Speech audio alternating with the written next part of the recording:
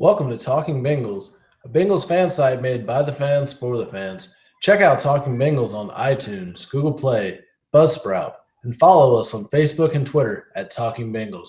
Now, let's join the conversation. Hello and welcome to Talking Bengals, episode 12. This should be a good one tonight. Going to be doing a little more freestyle than normal. It's back to just the gruesome twosome. Nick, how you doing? Doing all right, Casey. How you been? Well, it could be better with it being opening day and the Reds losing, but that's kind of par for the course. We'll get into that a little bit later. Let's jump into the official NFL news here. So Wallace Gilberry has been re-signed. Nick, what do you think about that? I don't know. If we were doing the roasted or boasted, I would have to go more of a boasted on this side. Just in the last 5 games last season, he showed that he still can do the pass rushing bit. He's not going to be playing every snap. He's got Carlos Dunlap in front of him, so you're looking at a player who can play on the pass rushing side. I don't really remember him too much as on like a running defense, but I do remember him, rushing the passer, hurrying the quarterback. I think he did a good job doing that. But I don't know. I think it's a good thing. You're signing somebody. I don't really know too much about the contract. I didn't look into it too much, so I don't know how much we're paying for him. But I do think that it's a good thing. I think to have a little bit more depth at our defensive ends. Heck, maybe they could even stand him up in the middle as middle linebacker, even rush him on try to get him in on a couple blitzes, mix some things up. A good pass rusher could also be a good middle of the field on any kind of zone reads or just really following the quarterback.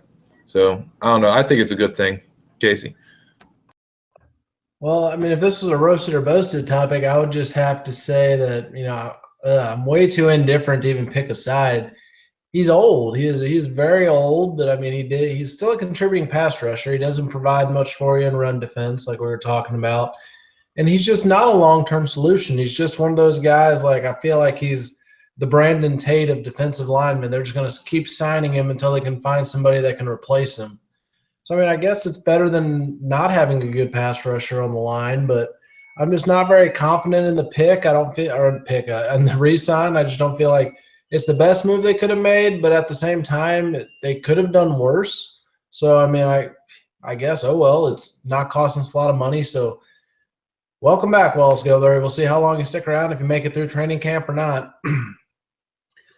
So this is the point in the offseason where, there's more in-depth interviews going on with coaches. You get to talk to the owner a little bit. And over the last couple weeks, Mike Brown's been interviewed by a few different groups, some of the people from the Inquirer and a few other outlets. And as usual, Mike Brown just shows how out of touch with the times he is and puts his foot in his mouth quite easily and quite frequently. And one topic, I know I'm going to just let you lead off with it again, because this is becoming like your pinnacle topic here, that this is the one that just really grinds your gears. Tell us about what his stance on Adam Jones was. Mike Brown sticking behind Adam Jones. I want to say something positive about it. I want to try to stay positive about it. I guess you can say that he's faithful to his guys and he sticks behind his guys' back, but do you really want your owner of your team sticking behind somebody who is, going to act like that? He's already shown his backside multiple times. How do you stay behind somebody like that? You said it best when you sent me what we were going to be talking about tonight, saying Mike Brown's a moron. Quite possibly he's the dumbest owner in the league. Sticking behind someone like Pac-Man, not only do you screw on the field, you're screwing yourself off the field and in the locker room and in the media. It just looks bad. Even just the face of it looks bad.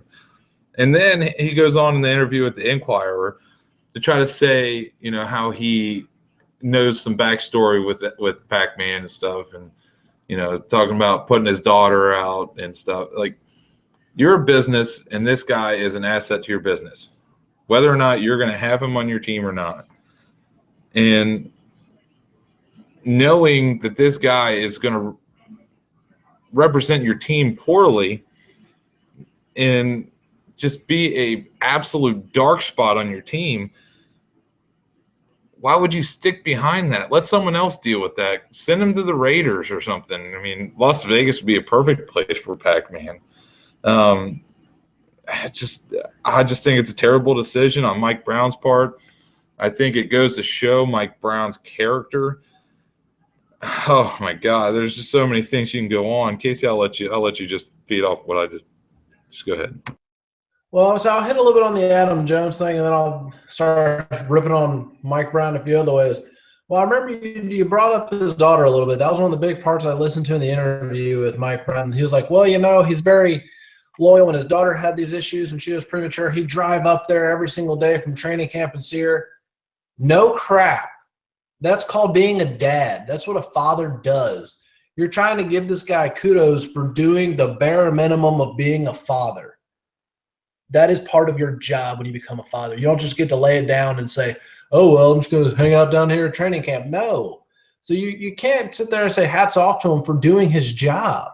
And he clearly cannot do his job when he's off the field in other aspects. I mean, 30-something years old, and you're getting in altercations in nightclubs. Why are you even going to nightclubs? You're in your 30s. You're a father. Mature. Grow up. But we've hit on Adam Jones so much this offseason, I'm honestly just tired of it. At least now we know he's not going anywhere, and we can stop discussing him. But Mike Brown, good Lord, one of the questions that was brought up to him was, well, why would Cincinnati ever move? Would the team move? And he says, well, I don't think the team would move. The Bengals have always held up their end of the bargain. And, it's not our fault that the market isn't growing in the Cincinnati area and the Bengals fan market isn't growing. And my rebuttal to that is, how is it not your fault? How is it anybody's fault but yours, Mike Brown? It is 100% your fault.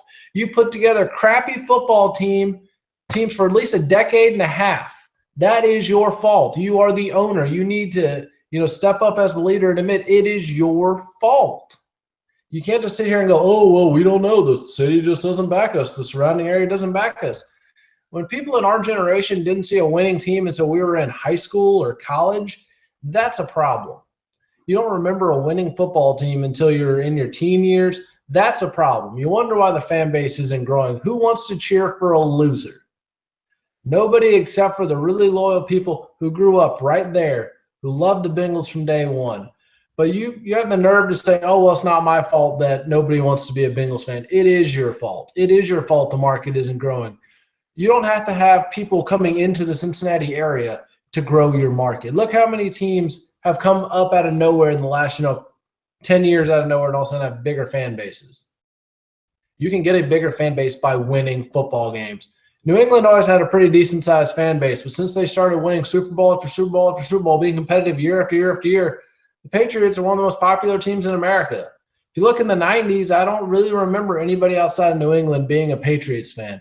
If you put successful teams on the field, you can be successful. So Mike Brown, at least have the, cognitive sense to admit that you're part of the problem and that it's your fault that Bengals have such a small market share. And don't sit there and blame the fans or blame the city or blame anybody else for the fact that you're an inept owner, you can't do your job, and you're loyal. Yes, loyalty is a good thing until it's stupid. You are loyal to the point of ignorance and are actually hurting your franchise, hurting the city, and hurting the fans because you don't know when to walk away from players. You don't know when to walk away from coaches. You don't know how to put a winning team on the field. You are not your dad. Just admit that you are not a football man and you needed to step down 10 years ago. Nick? Oh, I completely agree. Mike Brown should step down a couple years after he picked up the team. He's not his dad. He's not going to put together another team like we saw, the year that, we were born or anything. You're not going to look at teams like that in Cincinnati until Mike Brown's out of here. Mike Brown sticks behind, like you said, the wrong players, and he doesn't have think of a nice way to say it. Well, he doesn't have the what to come up and just say, look, it's my fault. I'm a cheap tightwad and I don't want to spend too much on players because I'd rather make too much money. I'd rather make more money, and charge the fan base more to come to my games and eat, drink, and watch a crappy team on the field. Why don't he just come out and say that all he cares about is just making money? And he has no knowledge of football whatsoever.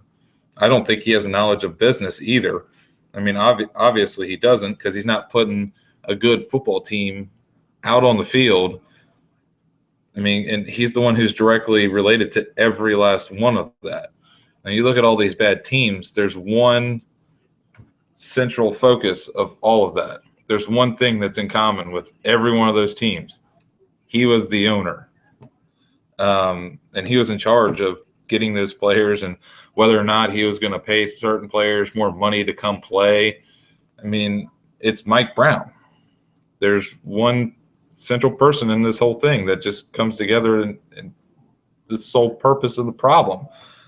It's Mike Brown. And he's an inept owner and he doesn't understand the game of football.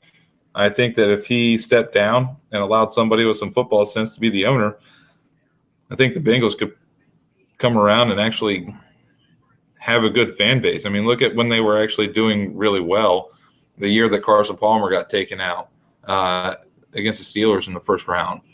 I mean, you had people jumping on bandwagon. I mean, that year it was exciting because you knew that we had a good football team. I mean, there's people that weren't Bengals fans that were rooting for the Bengals and buying Bengals merchandise. You can't just expect one good year or one halfway decent year to bring your fan base up and to keep those fans. You can't. You have to continue winning, like you said. Nobody wants to support losers, and it just makes it even more difficult when you have an owner like Mike Brown. I mean, just to continue on this topic for just another minute, and then we'll get away from it. I will give him a little bit of credit. He is known to be loved by his players, which is a good thing, I guess. I mean, he's helped people like Chris Collinsworth through law school and other stuff he did. He helped all these other players reach their full potentials, and that's great. That is part of your job as a leader. You got to develop the people in your organization. But you're not – this isn't, the military. This isn't a police force. This isn't a service type of leadership. This is a business. And you have to understand that you are a businessman and you need to make money. Yes, take care of your people. That is a big part of the job. But you have to make money. And I know there's people out there who will listen to this and go, well, what about, all the playoffs that we've been to since 2005? What is it, 7 playoff runs since 2005? How many playoff wins? Regular season wins are great for about the first 1 or 2 times you made the playoffs. And I was really excited and pumped up. But after that, it just came down to, oh, gosh, can we win one playoff game? Can we make it past the first round? Because, having a great season, you can go 16-0 in the regular season. If you lose in the division round of the playoffs, who cares? Nobody. Absolutely nobody.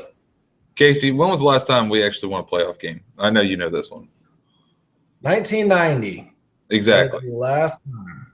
That's not even memorable for us. No, we were so young at that point. I don't even remember 1990. I mean, I can tell you Boomer Esiason was the quarterback, and I can name probably 5 or 6 other players from watching old Bengals videos, but that's about it. So, I mean, Mike Brown, people who are mediocre and okay with mediocrity will say, you've done well the last 10 years. You got us to the playoffs, and put together playoff teams. I don't give a crap about playoff teams. I want championship teams. And don't give me, well, we're not a large market team. I don't give a crap. You have one job. Your job is to win championships. If you're not in the sport to win championships, please give the team up to somebody who wants to win championships. So I feel like we have just put Mike Brown under 6 feet of dirt already. And we just wish that somebody could pick up this team and actually get them to where they need to be. But continuing on just ridiculousness this week, Marvin Lewis was asked about, A.J. McCarron's trade value and would the Bengals consider trading him. And this has just become the most asinine thing I have ever heard. AJ McCarron, yes, he's a quality backup, could possibly be a decent starter in the NFL. I mean, I think he has some potential. But once again, the Bengals are just asking for the moon on him right now. Like, well, we want a first round draft pick, and if we gave him to somebody in the division like Cleveland, we'd want a first round draft pick and then some. This is a fifth round drafted quarterback who's only started a handful of games. Would have won you a playoff game if you didn't have, some stupid penalties, but just barely won you a playoff game. Just squeaked to a win there. It wasn't like he, was a dominant performance. He had a few good drives in the second half, got the game, got him to go ahead, and then the defense lost it for him. But saying you want a first-round draft pick and then maybe then some more, that's just stupid. Come on now, Nick. I mean, you're asking for, gold when you're giving somebody a feather. I mean, come on. Nobody's going to trade a pound of gold for a pound of feathers. I mean, it's just stupid. AJ McCarron is not tradable for a first round draft pick, especially if you have a good draft class. And the Bengals asking for a first round draft pick from Cleveland, who would actually benefit more from drafting in the first round, getting a good player out of college, than from getting AJ McCarron. I mean, it's laughable to me. I think it's hilarious that the Bengals would even think about that. I mean, especially for a team like Cleveland. I mean, Cleveland's not going to pay you and then give you one of their top draft picks for a player who has seen a handful of games and has only done halfway decent on the field. And if he would have won that playoff game, it would have gotten demolished in the second game because he would have played against an absolute, terror of a defense. And he's never actually seen a whole lot of real time as a starting quarterback in the NFL. So you're putting too much value on someone that hasn't proved themselves in the NFL. So no other team's going to want him, and especially at a first round draft pick. That's laughable. Absolutely laughable. I feel like everybody now on the top of the Bengals organization is just I don't even know about a lost ball and high weeds, I guess would be the best way to put it. I mean, Mike Brown too. And you listen to the guy talk. He is old. I will give him that. He is an older gentleman. But good Lord, he sounds like you're talking to a senile guy with dementia. So you couldn't understand him. And then Marvin Lewis, he seems like he's so out of touch with reality when he talks. He's just like, yeah, I don't care. I have a job. I'm going to be here no matter what I do. Who really cares? I can lose all 16 games next season. Nobody cares. This is my job. Whatever. I don't know what I'm talking about. La, la, la, la, la. So wonderful things there. So we're going to go into roasted or boasted. We're going to just go right on the mark here. No prep. No time to think about your answers. You just got to name it on the spot. Will the Bengals win a Super Bowl or heck, even a playoff game while Mike Brown is alive? Roast it or boast it? Roast. Roast. I think I've already covered it while we were beating a dead horse about Mike Brown. He's not going to spend enough money to win a playoff game. You can't even think about a Super Bowl with Mike Brown, because you gotta think about actually winning a playoff game. I mean, he's standing behind players' backs that get personal foul to personal foul that cost you the game. The entire game is cost based off of stupidity on the field, and Mike Brown is sticking behind the players that are doing it, that are legitimately costing the team a game. So it's a roast all day long. Well, I'm going to roast Super Bowl for sure, because I don't think, there's no blind squirrel theory to get you to the Super Bowl. But I will say we might win a playoff game just because, it's the blind squirrel theory. Eventually you're going to find a nut one way or the other.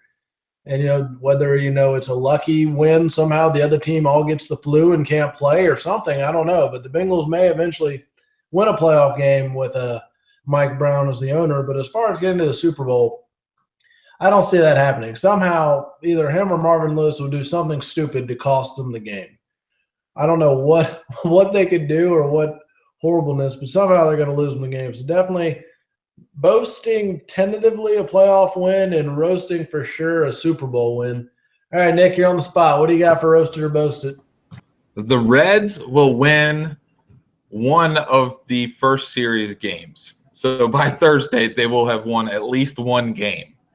Roasted or boasted, Case? Oh, I'm totally boasting that 'cause the Phillies suck too. I mean, that's the good news about playing the Phillies to open the year. It's two terrible teams. So I feel like, I'm pretty confident they'll at least win one of three or four. Was it 4 game set? Whew. So either way, so yeah, they're going to win a game against the Phillies. I got a good feeling. So definitely boasting that. Nick? I don't know. After watching Feldman throw the first couple innings, I was becoming a Bengals fan to the Reds. I'm gonna roast it. If their starting pitcher today was the best pitcher we got, and the Phillies hit the best pitcher that we got that well, I mean, the leadoff hitter hit a shot over right field fence. I mean, come on. And then he gives up another home run in the second inning. I mean, he's throwing balls right down the middle. I don't know. I gotta roast it. I don't think they're gonna win until they play at home again. They're gonna go on like a 12-game losing streak. Well, that's not unheard of with the Reds teams that they put on the field. I mean, Feldman in any other rotation is your third or fourth or fifth guy in the rotation. He's not even anywhere near your top. He's mid to back side of your rotation.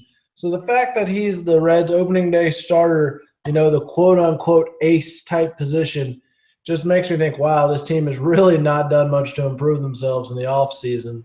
And We need to that's get just tryout.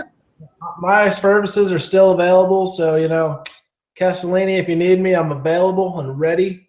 I think Nick out of the bullpen could be just as effective. We could both have like a 15 ERA, which is going to be your bullpen average here probably the next 2 weeks. So we'll move into a different roasted or boasted topic. Let's think of a good one. The Bengals will win more than 8 games this season. Nick, roasted or boasted? I'm going to go with a positive outlook this year, and I'm going to boast it. I'm not a betting man. I actually hate to gamble, but I say that they're going to win at least 8 or more this year. I mean, just looking at the year that our division had last year, good God, I would say that it's a good chance that we could win at least 8 or more. So I'm going to boast it. I'm actually going to boast it as well, and hopefully the Bengals can capitalize on the weaknesses of the division this year. Other than last year, we were hanging in there. We were like 4 games under 500, but we were still in the hunt, and we just could never quite get over the hump. I think this is a year that Bengals have to do something. If you have another bad losing season, I hate to say it, but you pretty much close the door on the Dalton Green era. I mean, you're not going to really get another great shot. Your core group of players are getting older and older and older. Now you lost Whitworth, you lost Zeitler, and everybody's just starting to fade away. So you got to make something happen here quick, and then you're going to also lose your fan base quite a bit. I mean, all those bandwagoners, which you don't want to say they're that important, but they do help your ticket sales. They do help your merchandise sales. If you have another bad season, bye-bye a lot of bandwagoners. So the Bengals would definitely need a winning season with a playoff win would be great. I'm not going to go quite that far to reach out on a limb on that right now, but maybe. But I'll definitely boast that they're going to win more than 8 games. So we got a little bit of time left. Nick, you got any other topics you'd like to discuss? I mean, just opening day in general. I saw the opening day parade. I watched a little bit of it. You got to see the Boone County Rebels Brigade walking in there. I mean, that was pretty cool. Just to see our high school, being represented there. But watching the game in general, I mean, you saw a couple bright spots. You have Bratz. I like him. I really think that he's a good hitter. I didn't really see too much on the field from him. I really liked Cozart. I still like Cozart. I may be out out on my own on that one, but I still like him. I think Cozart is a good player. I think he goes out and he works hard and does what he needs to do. Um, I'm trying to be optimistic about Billy Hamilton just because he's so fast. I mean, he runs like a deer. The fastest home run trot ever. Um, Joey Votto, they show up the last stats of the last year, and he's got like the second highest on base percentage and all that crap. I mean, come on, just for one half of the year. I mean, but look at the beginning of the year. He starts out terrible every year. I mean, in baseball season, you're looking at games throughout the entire year. If you don't win, a decent amount of your games at the beginning of the year before the break, you're not going to be in the hunt for the playoffs at the end of the year. And it's time and time again. The Reds see it almost every year. They're, either one or two games out at the end of the year because they couldn't win in the beginning of the season, which goes to my pessimistic outlook that they're not going to win one of the first 12 games. So I don't know. Hopefully the Reds prove me wrong, but I don't see them having a good year this year. Casey, you got anything else? Well, with the Reds, goodness gracious, can we just go ahead and start calling Billy Hamilton Willie Mays Hayes? Because he puts the ball in the air constantly. All he needs to do is put the ball on the ground. He could beat the ball out so many times, get a lot of infield base hits, but it's just like to lose the game today. Fly ball to center field. Why in the heck is he hitting the ball in the air? Put the ball on the ground. I don't care if you bunt every other time you're at bat. Just put the ball on the ground. He should never be swinging at a first pitch. He should be working the count, getting some walks, getting on base. That's the way you're making money for the team. He is probably, in my opinion, the best defensive center fielder in baseball because he's so quick and he's fast and can make plays that nobody else can make. But they got him for his speed on the base pass. That's what he is there for. And if he doesn't get on base, he's not making them any money. So Billy Hamilton, stop trying to hit the ball out of the ballpark. You shouldn't have the fastest home run trot. You should never hit a home run. You should be hitting singles. You should be getting walked. Get on base. That is the name of the game for you, is get on base.